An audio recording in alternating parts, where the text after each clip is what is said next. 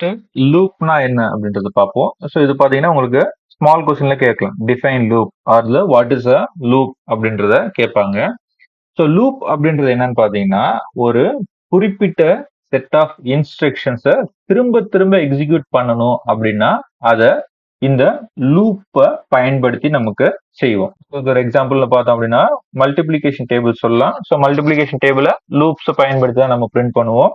So லூப்ல பார்த்தோம் அப்படின்னா ஒரு ஸ்பெஷல் டைப் ஆஃப் வேரியபிள் நம்ம யூஸ் பண்ணுவோம். அதை என்னன்னு சொல்றோம்னா கண்ட்ரோல் வேரியபிள் அல்லது கவுண்டர் வேரியபிள்னு சொல்லுவோம். ஸோ ஒரு லூப் எத்தனை தடவை எக்ஸிக்யூட் ஆகணும் அப்படின்றத கண்ட்ரோல் பண்றதுக்கும் அதை கவுண்ட் பண்றதுக்கும் இந்த வேரியபிள் நம்ம பயன்படுத்துவோம்.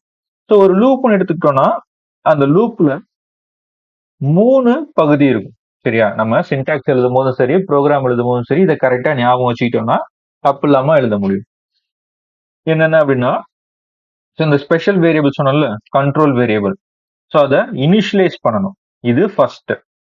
ரெண்டாவது டெஸ்ட் கண்டிஷன். ஸோ அந்த கண்ட்ரோல் வேரியபிளை டெஸ்ட் பண்ணணும். உதாரணத்துக்கு ஒரு லூப் நான் 5 தடவை எக்ஸிக்யூட் பண்ணணும்னு நினைக்கிறேன் அப்படின்னா அந்த கண்ட்ரோல் வேரியபிளுக்கு ஒரு வேல்யூவை நான் செட் பண்ணுவேன்.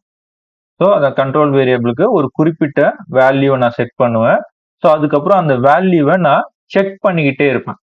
ஸோ செக் பண்ணிக்கிட்டே இருப்பேன். ஸோ செக் பண்ணும்போது இந்த கண்டிஷன் எப்போ ஃபால்ஸ் ஆகுதோ அப்போ நான் லூப்பை விட்டு எக்ஸிட் ஆயிடுது. சரியா? ஸோ அப்போ அதுக்கு தான் இந்த டெஸ்ட் கண்டிஷன்.